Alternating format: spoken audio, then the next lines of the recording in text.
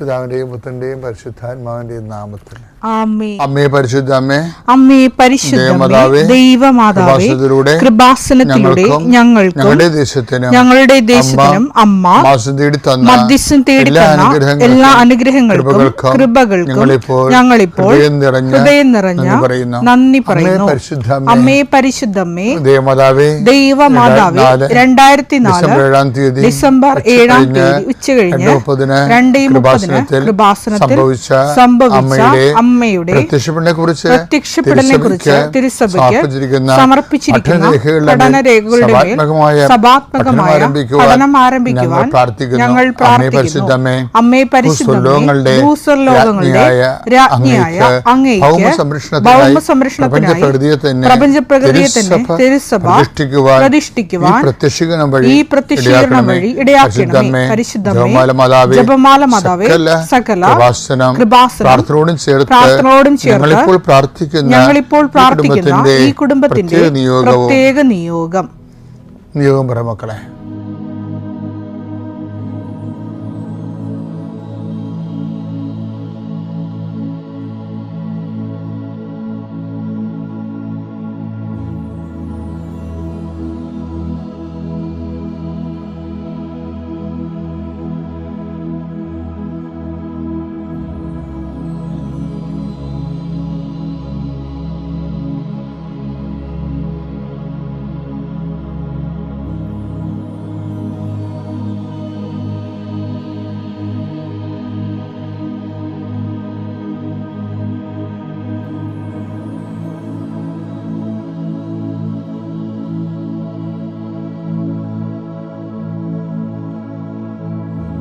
അമ്മയുടെ പ്രത്യക്ഷീകരണത്തിന്റെ ഈ അനുഗ്രഹവേളയിൽ ഞങ്ങൾക്ക് സാധിച്ചു തരുവാൻ കനിയണമേ. ആമേൻ. കർത്താവേ, നിന്റെ വിശുദ്ധ പൗരോഹിത്യത്തെ മഹത്വപ്പെടുത്തണമേ. കർത്താവേ, സഭയിലുള്ള സാന്നിധ്യം പ്രകടമാക്കണമേ. 40 വർഷം അർപ്പിച്ച കുർബാനയുടെ യോഗ്യതയാൽ കൃപാസ്ഥാനത്താരെ ജീവനോടെ പ്രത്യക്ഷപ്പെട്ട പരിശുദ്ധ അമ്മയുടെ പ്രത്യക്ഷീകരണ സ്ഥിരീകരണത്തിനായി ഇന്ന് കൃപാസ്ഥാനത്താരെ നടക്കുന്ന 10,000-കണക്കിന് മനുഷ്യരുടെ പ്രാർത്ഥനയോട് കൂടെ ദൈവവേദലെ ഞാൻ നിന്നെ ഈശോനാമത്തിൽ ആശീർവദിക്കുന്നു. മാതാവിൻ്റെ പ്രത്യക്ഷീകരണത്തിൽ ഇന്ന് വരെ നടന്നിട്ടുള്ള എല്ലാ അനുഭവ സാക്ഷികളുടെയും സാക്ഷ്യങ്ങൾ നിനക്കും ഈ നിമിഷം നിന്റെ ഏറ്റവും വലിയ സങ്കടകരമായ അവസ്ഥകളെ അതിജീവിക്കാൻ ദൈവം നിന്നെ സഹായിക്കട്ടെ എന്ന് പ്രാർത്ഥിക്കുന്നു. നീ ഭയപ്പെടുന്ന വ്യക്തികള്, നീ സങ്കടപ്പെടുന്ന കാര്യങ്ങള്, നീ എന്ത് ചെയ്യും, എങ്ങനെ അതിജീവിക്കും എന്ന് വേദനിക്കുന്ന വിഷയങ്ങള്, അതിൻ്റെ മേലെല്ലാം കർത്താവിൻ്റെ ആത്മാവ് പ്രവർത്തിക്കട്ടെ. കർത്താവേ, ആശുപത്രി കഴിയുന്നവരെ, കർത്താവേ, ഓരോരോ ജീവിക്കാൻ വേണ്ടി ഓരോരോ ജോലിക്ക് പോകുന്നവരെ, ജോലി അന്വേഷിച്ച് പോകുന്നവരെ, ജോലി നഷ്ടപ്പെട്ടവരെ, വിസ പ്രോസസ്സിംഗ് ഇരിക്കുന്നവരെ, വിസ നഷ്ടപ്പെട്ടു പോയവരെ, പുതുക്കാൻ വേണ്ടി പരിശ്രമിക്കുന്നവരെ, നാട്ടിലെ ജോലിക്ക് ശ്രമിക്കുന്നവരെ, അതിൻ്റെ പരീക്ഷ എഴുതുന്നവരെ, അതിൻ്റെ പരീക്ഷ റിസൾട്ട് കാത്തിരിക്കുന്നവരെ, കർത്താവേ, പലതരത്തിലുള്ള ജപ്തി നടപടികൾ, പലതരത്തിലുള്ള കോടതി കേസുകൾ, പലതരത്തിലുള്ള ഒത്തുതീർപ്പ് ചർച്ചകൾ, എൻ്റെ കർത്താവിൻ്റെ ഉന്നതമായ നാമത്തിൽ ഈ പ്രാർത്ഥന കൂടുന്ന നിനക്ക് മാതാവിൻ്റെ പ്രത്യേക സാന്നിധ്യം ഞാൻ ഉറപ്പു തരികയും അമ്മ നിന്നെ സഹായിക്കുകയും ഈശോ നിന്നെ അനുഗ്രഹിക്കുകയും ചെയ്യട്ടെ. വിശ്വാസ പ്രമാണം. സർവശക്തനായ പിതാവും ആകാശത്തിൻ്റെയും ഭൂമിയുടെയും സൃഷ്ടാവുമായ ദൈവത്തിൽ ഞാൻ വിശ്വസിക്കുന്നു. അവിടുത്തെ ഏകപുത്രനും ഞങ്ങളുടെ കർത്താവുമായ ഈശോ മിശിഹായിലും ഞാൻ വിശ്വസിക്കുന്നു. ഈ പുത്രൻ പരിശുദ്ധാത്മാവിനാൽ ഗർഭസ്ഥനായി കന്യകാമറിയത്തിൽ നിന്ന് പിറന്ന് പൊന്തിയോസ് പീലാത്തോസിന്റെ കാലത്ത് പീഡകൾ സഹിച്ച് കുരിശിൽ തറയ്ക്കപ്പെട്ട് മരിച്ച് അടക്കപ്പെട്ട് പാതാളങ്ങളിൽ ഇറങ്ങി മരിച്ചവരുടെ ഇടയിൽ നിന്ന് 3-ാം നാൾ ഉയർത്ത് സ്വർഗത്തിലേക്ക് എഴുന്നള്ളി സർവശക്തിയുള്ള പിതാവായ ദൈവത്തിന്റെ വലതുഭാഗത്തിരിക്കുന്നു. അവിടെ നിന്ന് ജീവിക്കുന്നവരെയും മരിച്ചവരെയും വിധിക്കുവാൻ വരുമെന്നും ഞാൻ വിശ്വസിക്കുന്നു. പരിശുദ്ധാത്മാവിലും ഞാൻ വിശ്വസിക്കുന്നു. വിശുദ്ധ കത്തോലിക്കാ സഭയിലും പുണ്യവാന്മാരുടെ ഐക്യത്തിലും പാപങ്ങളുടെ മോചനത്തിലും ശരീരത്തിന്റെ ഉയർപ്പിലും നിത്യമായ ജീവിതത്തിലും ഞാൻ വിശ്വസിക്കുന്നു. ആമേൻ. സ്വർഗ്ഗസ്ഥനായ ഞങ്ങളുടെ പിതാവേ, അങ്ങയുടെ നാമം പൂജിതമാകണമേ. അങ്ങയുടെ രാജ്യം വരണമേ. അങ്ങയുടെ തിരുമനസ് സ്വർഗത്തിലെ പോലെ ഭൂമിയിലുമാകണമേ. അന്നു വേണ്ടുന്ന ആഹാരം ഇന്ന് ഞങ്ങൾക്ക് തരണമേ. ഞങ്ങളോട് തെറ്റ് ചെയ്യുന്നവരോട് ഞങ്ങൾ ക്ഷമിക്കുന്നത് പോലെ ഞങ്ങളുടെ തെറ്റുകൾ ഞങ്ങളോടും ക്ഷമിക്കണമേ. ഞങ്ങളെ പ്രലോഭനത്തിൽ ഉൾപ്പെടുത്തരുതേ, തിന്മയിൽ ഞങ്ങൾ രക്ഷിക്കണമേ. ആമേൻ. നന്മ നിറഞ്ഞ മറിയമേ, സ്വസ്തി. കർത്താവ് അങ്ങയുടെ കൂടെ സ്ത്രീകളിൽ അങ്ങ് അനുഗ്രഹിക്കപ്പെട്ടവളാകുന്നു. അങ്ങയുടെ ഉദരത്തിൻ ഫലമായി ഈശോ അനുഗ്രഹിക്കപ്പെട്ടവനാകുന്നു. പരിശുദ്ധ മറിയമേ, തമ്പുരാന്റെ അമ്മേ, പാപികളായ ഞങ്ങൾക്ക് വേണ്ടി ഇപ്പോഴും ഞങ്ങളുടെ മരണസമയത്തും തമ്പുരാനോട് അപേക്ഷിക്കണമേ. ആമേൻ. കർത്താവേ, നിന്റെ ഉന്നതമായ നാമത്തിന് സ്തോത്രം ചെയ്യാം. നമ്മൾ കഴിഞ്ഞ ദിവസങ്ങളെല്ലാം കണ്ടത്, കഴിഞ്ഞ കാലത്ത്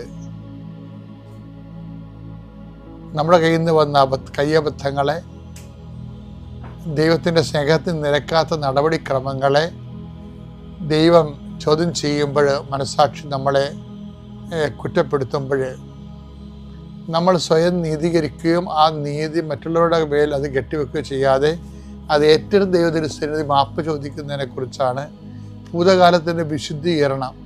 അങ്ങനെയാണ് സംഭവിക്കുന്നത്. ഇനി വർത്തമാനകാലവും അതുപോലെ ഒരു വിഷയമാണ്. ദൈവം നിരീക്ഷിക്കുന്ന ഒരു സബ്ജക്റ്റാണ്. ഭൂതകാലം മാത്രമല്ല, വർത്തമാനകാലവും ദൈവം നിരീക്ഷിക്കുന്നു. What you are doing now, നീ ഇപ്പം എന്ത് ചെയ്യുന്നു, അത് ദൈവത്തിന് പ്രധാനപ്പെട്ടതാണ്.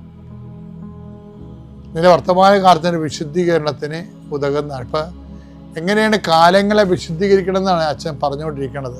1 രാജാക്കന്മാർ 19:13 എടുത്തേ. അപ്പോൾ ഏലിയ മേലങ്കി കൊണ്ട് മുഖം മറച്ചു പുറത്തേക്ക് വന്ന് ഗുഹാമുഖത്ത് നിന്നു. അപ്പോൾ അവൻ ഒരു സ്വരം കേട്ടു. ഏലിയ, നീ ഇവിടെ എന്ത് ചെയ്യുന്നു? What you are doing now. ഇത് എപ്പോഴും പ്രധാനപ്പെട്ടൊരു ചോദ്യമാണ്. ഓരോ ദിവസവും നമ്മൾ നമ്മോട് ചോദിക്കേണ്ട കാര്യമാണ്. നീ ഇവിടെ എന്ത് ചെയ്യുന്നു? അത് നമുക്ക് ഞങ്ങളുടെ സെമിനാറിലൊക്കെ ഉണ്ടല്ലോ, ഈ പഠിക്കണ കാലത്ത് എല്ലാ സ്റ്റഡി ഹാളിൽ ഓരോ മണിക്കൂർ കഴിയുമ്പോൾ ഒരു ചെറിയ കുഞ്ഞു മണി കിലിക്കും. ബീഡിലെന്ന് പറയും, ലീഡർ എന്ന അതിൻ്റെ അർത്ഥം. അപ്പോൾ നമ്മളൊരു അത് എന്തിനുള്ള എക്സാമിനേഷൻ കോൺഷ്യസിന് വേണ്ടിയുള്ളതാണ്. ഇപ്പോൾ നമ്മൾ എന്ത് ചെയ്യുന്നു? ചില ആൾക്കാർ പടം വരച്ചുകൊണ്ടിരിക്കുകയായിരിക്കും പഠിക്കണ സമയത്ത്. അപ്പോൾ നമ്മൾ അത് പടമൊക്കെ മാറ്റി വെച്ചിട്ട് സോറി പറഞ്ഞിട്ട് നമ്മൾ പഠിക്കാൻ തുടങ്ങുന്ന ഉത്തരവാദിത്തം. അതാണ് വിഷയം. നീ ഇപ്പോൾ എന്ത് ചെയ്യുന്നു? ആൾക്കാർക്ക് റീൽസ് നോക്കി ജീവിതം പോകണമാണ് ഈ കാലഘട്ടത്തിലുള്ള ഏറ്റവും വലിയ ഗതികേടെന്ന് പറയുന്നത്. കഴുത്തിങ്ങനെ ചോദ്യചിഹ്നം പോലെ ഇങ്ങനെ ഒടുങ്ങിയിരിക്കുന്ന മനുഷ്യർ അടുത്ത ജന്മത്തിൽ. ഈ പരിണാമമൊക്കെ സത്യമാണെങ്കിൽ അടുത്ത ജന്മത്തിൽ മിക്കവാറും പിള്ളേരൊക്കെ ഇങ്ങനെ ചോദ്യചിഹ്നം പോലെ ഇരിക്കണം. പ്രസവിക്കണം ഇങ്ങനെ ഇരിക്കും. പ്രസവിക്കാൻ സാധ്യതയില്ല, വയറ് വളർന്ന് നടക്കേണ്ടി വരും. കാര്യം ഈ ചോദ്യചിഹ്നം പോലെ. കാര്യം ഈ തലമുറകൾ തന്നെ ഇങ്ങനെ ഈ മൊബൈൽ നോക്കി റീൽസും കണ്ട് കുനിഞ്ഞിരിക്കുകയല്ലേ. ഞാൻ ചുമ്മാ തമാശ പറഞ്ഞ. പക്ഷെ അതുപോലെ തന്നെയാണ് നീ ഇവിടെ എന്ത് ചെയ്യുന്നു. ആ ചോദ്യം ഇടയ്ക്ക് ചോദിച്ചാൽ, ഇപ്പം നമ്മളിങ്ങനെ വേണ്ടാത്ത കാഴ്ചയും കണ്ടുകൊണ്ടിരിക്കുകയാണെങ്കിൽ അപ്പം തന്നെ സ്റ്റോപ്പ് ചെയ്തിട്ട് നമ്മുടെ ഉത്തരവാദിത്തങ്ങളിലേക്ക് നമുക്ക് പോകാം. കാര്യം ഓരോ സമയവും ദൈവത്തോട് ഉത്തരവാദിത്തമുള്ളതാണ്. സമയത്തിൻ്റെ കുഴപ്പമെന്ന് പറയുന്നത് ഇത് ബ്രെയിൻ പോലെയാണ്. നമ്മുടെ ബോഡിയൊക്കെ അസ്ഥിയൊടിയണമെങ്കിൽ അതൊക്കെ കൂടും. കോശങ്ങളൊക്കെ പഴുത്തൊക്കെ പോയി കഴിഞ്ഞാലും പിന്നെയും അതൊക്കെ മാംസം വെച്ച് കൂടും. ഞാൻ വണ്ടി ഇടിച്ച് ഞാൻ വണ്ടിയിൽ നിന്ന് വീണിട്ട് പെറ്റിൽ ബൈക്കിൻ്റെ അടിയിൽ പോയിട്ട് എൻ്റെ കാലേ കൂടി അതിൻ്റെ ഫുട് റെസ്റ്റ് വരഞ്ഞു പോയപ്പോൾ കുറേ മാംസം പോയായിരുന്നു. അപ്പോൾ 41 ദിവസം പെങ്ങളുടെ വീട്ടിൽ പോയി ചികിത്സയിലായിരുന്നു. അപ്പം അവിടെ അവർ ബ്രാല് കൊണ്ടുവരും. എന്താ വെച്ചാൽ ബ്രാല് കഴിച്ചാൽ ശരീരം പെട്ടെന്ന് മുറിവുകൾ പെട്ടെന്ന് മാംസം വെച്ച് അടയുമെന്നാണ് പറയണം. പക്ഷെ അത് ശരീരത്തിൽ അങ്ങനെയൊക്കെ സംഭവിക്കും. പക്ഷെ ബ്രെയിനിൻ്റെ ഒരു ഭാഗം ഒരു അംശം പോയാൽ നമുക്ക് ഏതെങ്കിലും ഒരു കേടുണ്ടാവും. അതുകൊണ്ടാണ് ദൈവം ഈ തലയോട്ടി കൊണ്ട് ഈ സാധനത്തിനെ പൊതിഞ്ഞ് സൂക്ഷിക്കണത്. വാ പൊളിച്ചു കഴിഞ്ഞാൽ താഴത്തെ തടി മൊത്തമല്ലേ, മുകളത്തെ തടി അങ്ങനെ തന്നെ ഇരിക്കുന്നേ. താഴത്തെ സാധനമാണ് ഞാൻ അങ്ങോട്ട് അടക്കുന്നത്. ഈ ബ്രെയിൻ വെച്ചിരിക്കുന്ന സ്ഥലത്ത് ദൈവം അനക്കത്തില്ല. അപ്പം ഹെൽമെറ്റൊക്കെ ഇല്ല, ചില ആൾക്കാർ വണ്ടിയെ പാഞ്ഞു പോകത്തില്ല. അതൊക്കെ പ്രായത്തിൻ്റെ പ്രശ്നങ്ങളാണ്. ഇത്തരം മനുഷ്യരാണ് ഹെൽമെറ്റ് ഇല്ലാതെ രക്തസാക്ഷികളായിരിക്കണത്. അപ്പം ദൈവമാണ് ഈ ഹെൽമെറ്റ് ആദ്യം വെച്ചത്. അപ്പം അത് എളിമ വേണം ഇതൊക്കെ മനസ്സിലാക്കണമെങ്കിൽ. അല്ലെങ്കിൽ ഞാൻ ഓടിക്കുമ്പോൾ ഞാൻ എൻ്റെ ഉസ്താദാണെന്നൊക്കെ പറഞ്ഞ് നമുക്ക് സ്വയം പറയാമെങ്കിലും ഒരു സെക്കൻഡ് കൊണ്ട്. പക്ഷെ എന്നാലും ഞാൻ പലപ്പോഴും, എനിക്കും ഡ്രൈവർമാരൊക്കെ ഉണ്ട്, വർഷങ്ങളായിട്ടുമുണ്ട്. പക്ഷെ എന്നാലും എപ്പോഴും എന്തെങ്കിലും മുട്ടുക തട്ടുക ചെയ്താൽ ഉടനെ ഡ്രൈവർ പറഞ്ഞത് അവൻ്റെ കുഴപ്പമാണെന്ന് പറയത്തുള്ളൂ. അതാണ്. പിന്നെ ഓവർടേക്ക് ചെയ്യാനുള്ള ഒരു ത്വര, ഒരു കാര്യം വേണ്ട. വെറുതെ പോയാലും മുമ്പിൽ ഒരുത്തനെ കണ്ട അപ്പോൾ ഓവർടേക്ക് ചെയ്യണം. അതൊക്കെ ബ്ലഡിലുള്ള അഹങ്കാരങ്ങളാണ് ഇതൊക്കെ. അവരൊക്കെയാണ് ഈ ഇടയ്ക്കൊക്കെ പണി മേടിക്കണത്. ശരിക്കും നമുക്ക് അങ്ങനെയൊക്കെ വരുമ്പോഴേ ഉള്ള പ്രശ്നം വെച്ച് കഴിഞ്ഞാൽ നമ്മളുടെ പ്രൊട്ടക്ഷൻ പോകും. അഹങ്കാരം വന്ന ദൈവം അപ്പം തന്നെ അവിടുന്ന് മാറും, പ്രൊട്ടക്ഷൻ പോകും. അത് വളരെ ശ്രദ്ധിച്ച്. ഞാനിപ്പോൾ പറഞ്ഞതിൻ്റെ കാര്യം അതൊന്നുമല്ല. നീ എന്ത് ചെയ്യുന്നു എന്നുള്ളത് ഭയങ്കര പ്രധാനപ്പെട്ടതാണ്. ഏലിയ, നീ ഇവിടെ എന്ത് ചെയ്യുന്നു? അപ്പം ന്യായമായ ഉത്തരം കൊടുക്കാൻ നമ്മുടെ ഉണ്ടാകണം. ഇപ്പം നീ വണ്ടി സ്പീഡിലാണ് പോകണമെങ്കിൽ 80-ൽ പോവുകയാണ്. അപ്പം അവിടെ 80 പോയിട്ടും പ്രത്യേകിച്ച് കാര്യമൊന്നുമില്ല. 5 മിനിറ്റ് അവിടെ നേരത്തെ എത്താവുന്ന, നേരത്തെ 5 മിനിറ്റ് എത്തിയാലും 50 മിനിറ്റ് എടുത്തിട്ട് 10 മിനിറ്റ് എത്തിയാലും ചിലപ്പോൾ കാര്യമൊന്നും ഉണ്ടായില്ല. ചുമ്മാ എന്തായാലും വണ്ടി എടുത്താൽ അപ്പം തന്നെ പറപ്പിക്കുക എന്നുള്ള. അത് നീ എന്ത് ചെയ്യുന്നു? ഈ ചോദ്യം നമ്മൾ ചോദിച്ചാൽ വണ്ടി അപകടം കുറഞ്ഞു കിട്ടും. ഈ ചോദ്യം നമ്മൾ ചോദിച്ചു കഴിഞ്ഞാൽ റീൽസ് കാണൽ കുറഞ്ഞു കിട്ടും. ജീവിതം ദൈവത്തിൽ നിരക്കുന്നതായിരിക്കും. ദൈവം ആ ചോദ്യം ഏലിയോട് ചോദിച്ചപ്പോൾ ദൈവം പറഞ്ഞു, ഏലിയ പറഞ്ഞു, ഞാൻ നിന്നെക്കുറിച്ച് തന്നെ ഓർത്തുകൊണ്ടിരിക്കുകയാണ്. അതിനേക്കാൾ നല്ല ഉത്തരം വേറെ കിട്ടാനുണ്ടോ? ഞാൻ നിന്നെക്കുറിച്ചുള്ള തീഷ്ണത ജ്വലിക്കുകയാണ്. ഞാൻ ഇടയ്ക്കൊക്കെ ഓർക്കും ഏലിയയെ പോയി പറയാൻ പറ്റിയിരുന്നെങ്കിൽ. പക്ഷെ എന്നാലും ഒരാഴ്ചയിൽ ഒരു പ്രാവശ്യം അങ്ങനെ പറയേണ്ടത് നല്ലതാണ്. വലിയ അനുഗ്രഹമാണ്. അപ്പോൾ പ്രസൻറ്റ് ടൈമിനോട് കാണിക്കുന്ന ഉത്തരവാദിത്വം നമ്മുടെ ദൈവം നിരീക്ഷിക്കുന്ന ഒരു മേഖലയാണ്. അപ്പം നമ്മളത് നിരീക്ഷിച്ചു വെച്ചാൽ ആ ദൈവത്തിൻ്റെ സംരക്ഷണത്തിൽ ജീവിക്കാൻ പറ്റും. പേര് ബീന വർഗീസ്. ഞാൻ കറുകച്ചാലിൽ നിന്ന് വരുന്നു. ഞാൻ കഴിഞ്ഞ വർഷം ഡിസംബർ 17 ഉടമ്പടി എടുത്തത്. ഞാൻ 2009 BSc നഴ്സിംഗ് പാസ്സായത്. അത് കഴിഞ്ഞ് വിവാഹം നടന്നു. ഞങ്ങൾക്ക് 2 കുട്ടികളാണ്. ഇത് ഇളയ മോനാണ്. ഇളയ മോന് സ്പെഷ്യൽ കിഡാണ്. അപ്പോൾ അത് കഴിഞ്ഞിട്ട് എനിക്ക് കുറച്ച് കരിയർ ഗ്യാപ്പായി. അത് കഴിഞ്ഞ് മോന് ഫിസിയോതെറാപ്പിയും ഒക്കുപേഷണൽ തെറാപ്പിയും സ്പീച്ച് തെറാപ്പിയും ഒക്കെ ചെയ്യേണ്ടതായിട്ട് വന്നു. പിന്നെ മോനെ കൂടുതൽ ശ്രദ്ധിക്കേണ്ടതായിട്ട് വന്നു. മോനെ 5 വയസ്സൊക്കെ ആയപ്പോൾ സ്പെഷ്യൽ സ്കൂളിലൊക്കെ വിട്ടു. അങ്ങനെ മോൻ്റെ കാര്യങ്ങളൊക്കെ നോക്കി കുറച്ച് ഗ്യാപ്പായി. അങ്ങനെ മോന് 8 ഇയേഴ്സ് ആയപ്പോൾ ഞാനും ഹസ്ബൻഡും കൂടെ പ്ലാൻ ചെയ്തു എന്നാൽ MSc നഴ്സിങ്ങിന് ജോയിൻ ചെയ്യാമെന്ന്. അങ്ങനെ MSc നഴ്സിംഗ് പഠിക്കാം എന്നുള്ള ഉദ്ദേശത്തോടെ MSc നഴ്സിങ്ങിന് ജോയിൻ ചെയ്തു.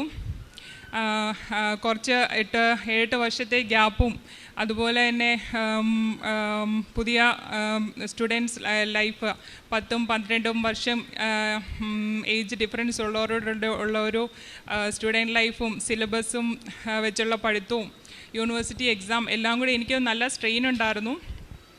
അത് കഴിഞ്ഞ് ഫസ്റ്റ് ഇയർ സെക്കൻഡ് ചാൻസോടെ ഞാൻ ക്ലിയർ ആക്കി. അത് കഴിഞ്ഞ് സെക്കൻഡ് ഇയർ ആയപ്പോൾ അതിൽ നഴ്സിംഗ് പഠിച്ചവർക്കറിയാം, അതിൽ മാനേജ്മെൻ്റ് എന്ന് പറയുന്ന ഒരു സബ്ജക്റ്റ് ഉണ്ടായിരുന്നു. അത് നേഴ്സസുമായിട്ട് ഒട്ടും റിലേഷൻ ഇല്ലാത്തൊരു സബ്ജക്റ്റാണ്. അത് നല്ല സ്ട്രെയിൻ ഉണ്ടായിരുന്നു. അതിനാണ് മിക്കവരും ഫെയിലാവുന്നത്. പക്ഷേ ഞാൻ സെക്കൻഡ് ഇയർ എക്സാമിന് പഠിച്ചുകൊണ്ടിരുന്നപ്പോൾ എൻ്റെ മദറിനോടെ ചേട്ടത്തി പറഞ്ഞു, ഇതുപോലെ കൃപാസനത്തിൽ ചെന്ന് പ്രാർത്ഥിക്കാം, ഉടമ്പടി എടുക്കാം എന്നൊക്കെ മോള് നേർന്നാൽ മതി, എക്സാം ഒക്കെ പാസ്സാവും, മാതാവെല്ലാം സഹായിക്കുമെന്ന് പറഞ്ഞു. അങ്ങനെ ഞാൻ ഉടമ്പടി എടുക്കാം എന്ന് പറഞ്ഞു. അങ്ങനെ എൻ്റെ സെക്കൻഡ് ഇയർ എക്സാം കഴിഞ്ഞു, പ്രാക്ടിക്കൽ എക്സാം എല്ലാം കഴിഞ്ഞ് ഞാൻ 2 വീക്സ് കഴിഞ്ഞപ്പോൾ ഞാൻ ഇവിടെ ഉടമ്പടി എടുക്കാൻ വന്നു. മാതാവിൻ്റെ സന്നിധിയിൽ വന്നതും കരഞ്ഞ് പ്രാർത്ഥിച്ചു. ആൻറ്റി ഉണ്ടായിരുന്നു എൻ്റെ കൂടെ. അങ്ങനെ മോള് കരഞ്ഞ് പ്രാർത്ഥിച്ചാൽ മതി, മാതാവെല്ലാം സാധിച്ചു തരുമെന്ന് പറഞ്ഞു. അങ്ങനെ വന്ന് ഞാൻ ആ ആരാധനയിൽ കരഞ്ഞ് പ്രാർത്ഥിച്ചു.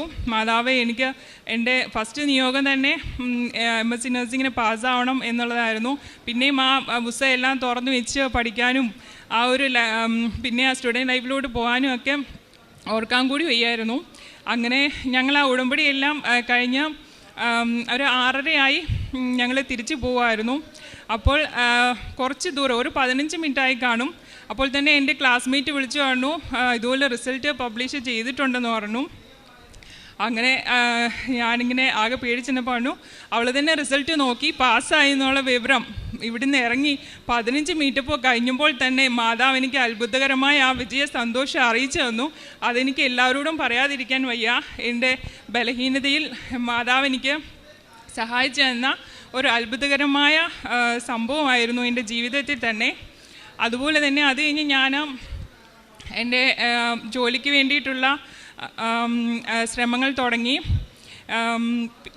2 ഇൻ്റർവ്യൂ കഴിഞ്ഞു, റിസൾട്ട് ഒന്നും വന്നില്ല. അതുപോലെ അതിൽ വേറെ ആൾക്കാരൊക്കെ ആ പൊസിഷനിലേക്ക് നോക്കുന്നുണ്ടായിരുന്നു.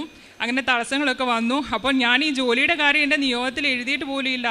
6 നിയോഗത്തിൽ പാസ്സാവണമെന്നുള്ള ഒറ്റ ഒരു വിചാരമേ അന്നുണ്ടായിരുന്നുള്ളൂ. ജോലി പോലും അന്ന് എഴുതിയില്ല.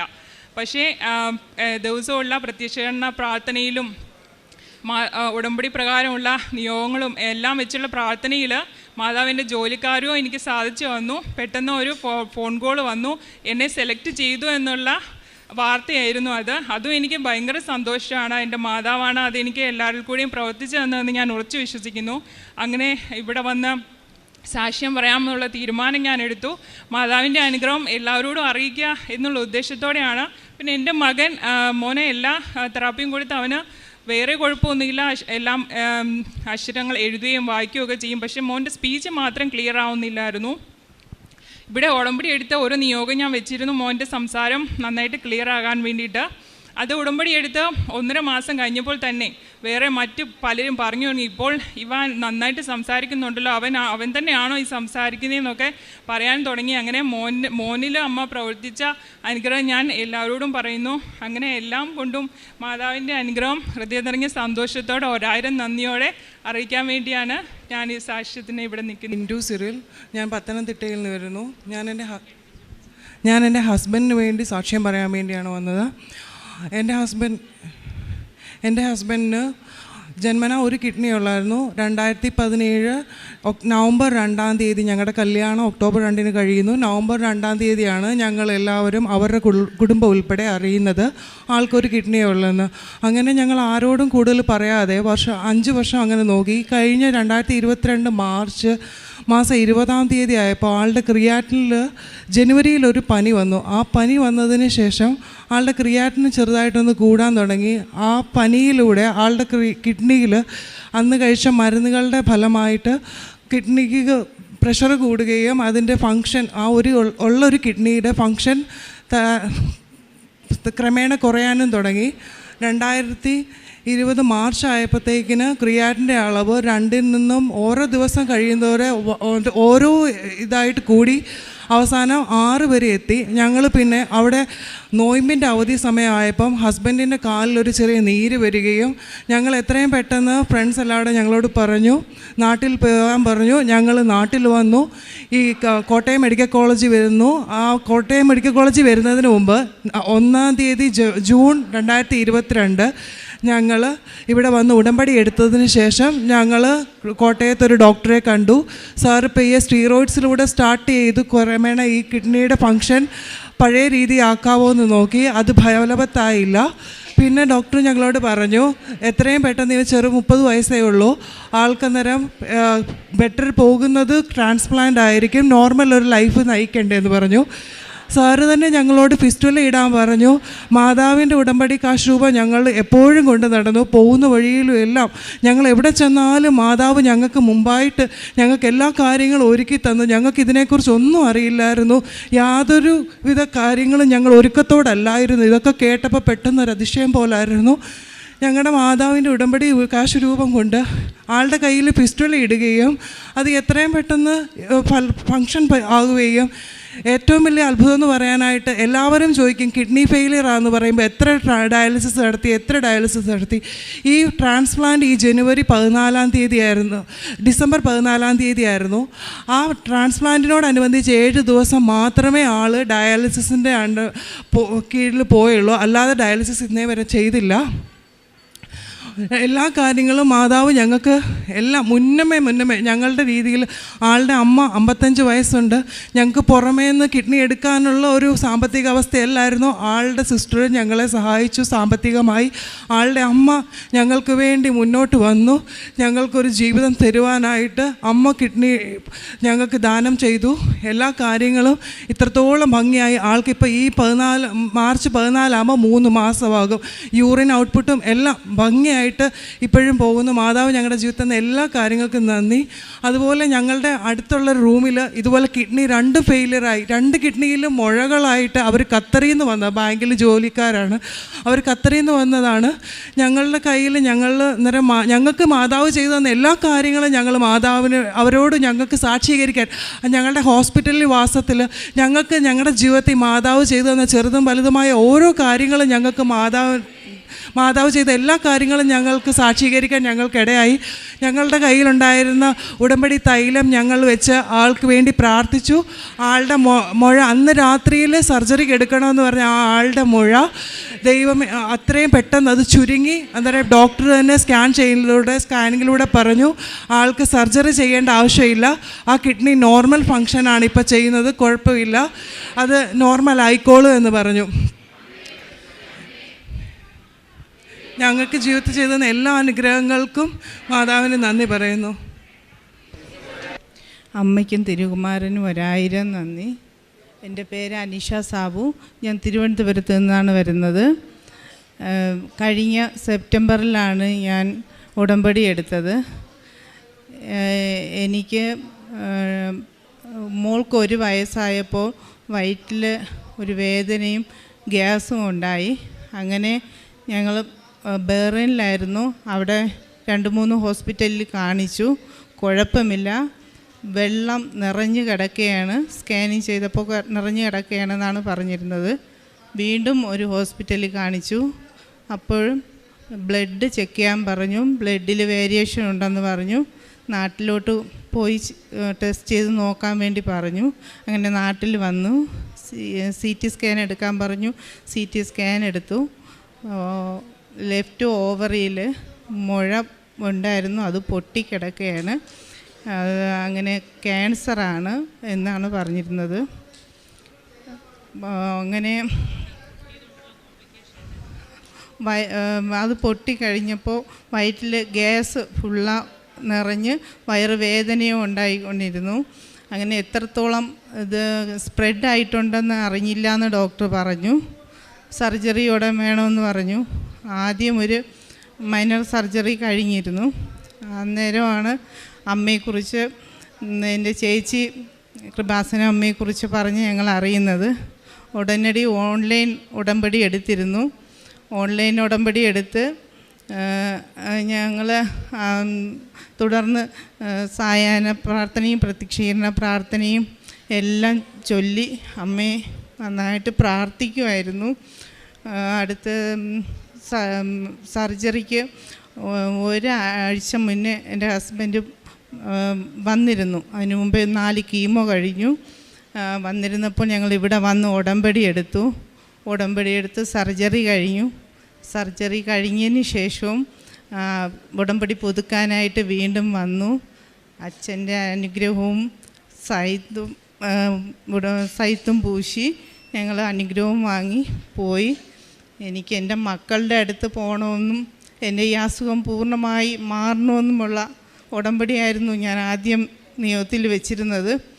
അപ്പോൾ എനിക്ക് അത് ഇപ്പോൾ ഞാൻ കഴിഞ്ഞ ആഴ്ച ഈ ടെസ്റ്റ് ചെയ്യാൻ വേണ്ടി പോയി, ക്യാൻസറിൻ്റെ ടെസ്റ്റ് ചെയ്യാൻ വേണ്ടി പോയപ്പോൾ ഡോക്ടർ പറഞ്ഞു പൂർണ്ണമായി മാറിക്കഴിഞ്ഞു എന്ന് പറഞ്ഞു.